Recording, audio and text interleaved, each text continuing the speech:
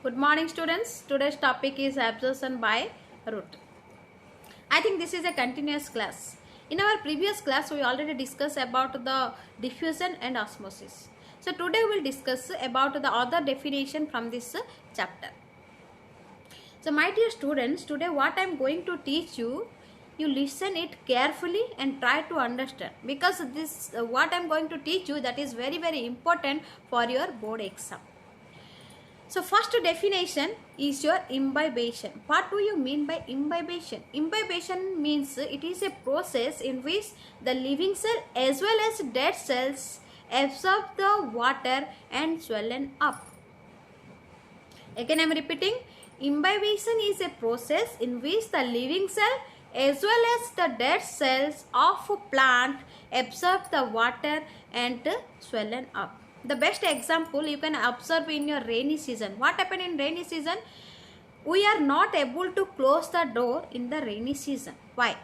Because in the rainy season, the water vapor around water vapor in the environment is more. As a result, the dead cell which is present inside the door that absorb the water or absorb the moisture from the environment and swellen up. Next definition is your active transport. Active transport. Generally, the active transport is the opposite of diffusion. What happened in diffusion?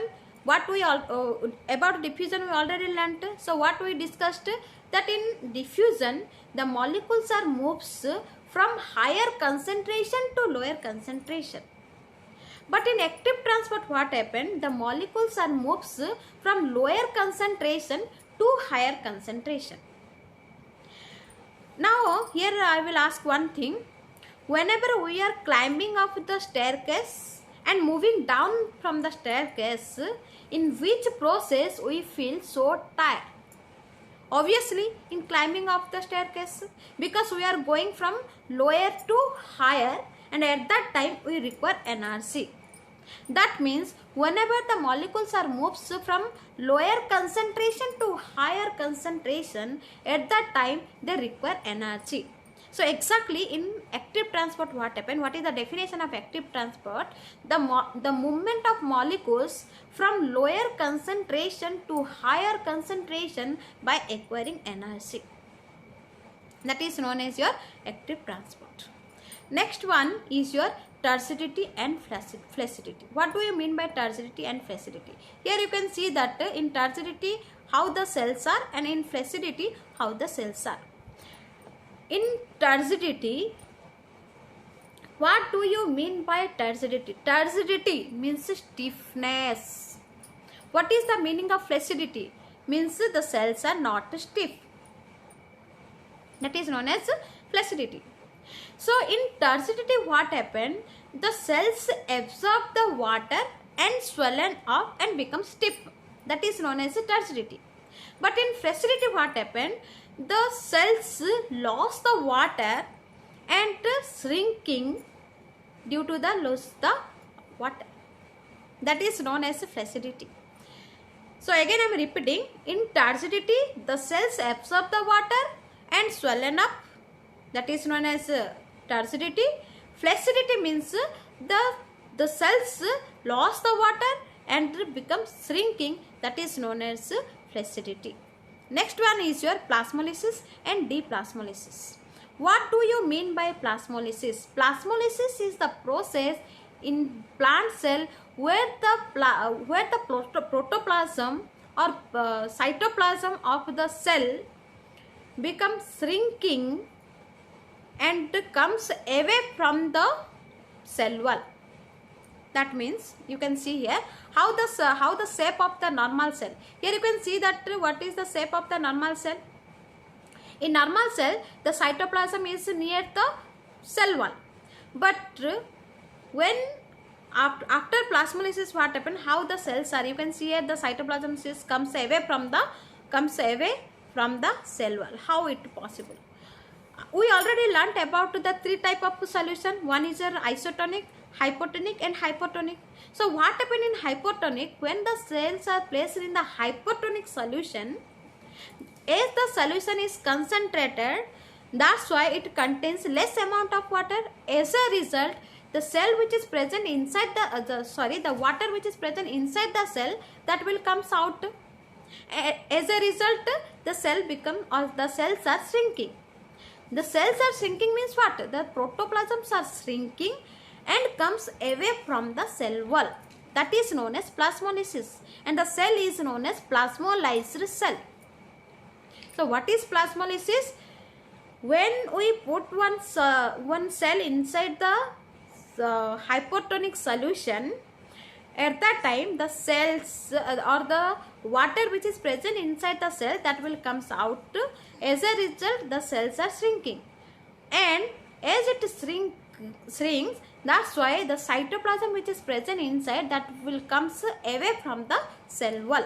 That is known as plasmolysis, and the cell is known as a plasmolyzed cell. Now, what is deplasmolysis? Deplasmolysis means it is the opposite of plasmolysis. Means what happen in plasmolyzed cell, the cells are shrinking. But in deplasmolysis what happen? The plasmolyzed cells are swollen up. You can't write that the swelling up the cell is known as deplasmolysis. No. The swelling up of plasmolyzed cell by absorbing the water is known as deplasmolysis. So what happen when we are taking this plasmolyzed cell and put it in the hypotonic solution? At that time, as the hypotonic solution contains more water, that's why the cells absorb the water from the outside and swollen up, and it comes its original position or original shape. That is known as deplasmolysis. You can't write the swelling up. Again I am repeating, you can't write the swelling of the cell. Over. Next we will discuss about the types of pressure. Actually there are three types of pressure. One is your torsion pressure, wall pressure and root pressure. So first we will read about the torsion pressure. The torsion pressures are the pressure of the cell content which is exerted on the cell wall. Next, wall pressure means the pressure which is exerted on the cell content from the cell wall. Root pressure means the continuous inflow, due to the continuous inflow of water inside the root, the root wall obtain or exert one pressure on the cell content or cell. That is known as root pressure. Now, for better understanding, I will suppose this one is your root hair, and inside the root hair cells are present, and inside the cell contents are also present. Cell contents like cytoplasm, nucleus, all the contents are present. So, what do you mean by root pressure? What do we mean by torsion pressure? Torsion pressure means the content which is present inside the cell that exerted on the cell wall.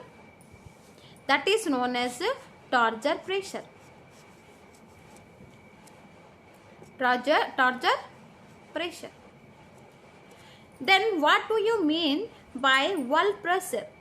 The cell wall exert pressure on the cell content.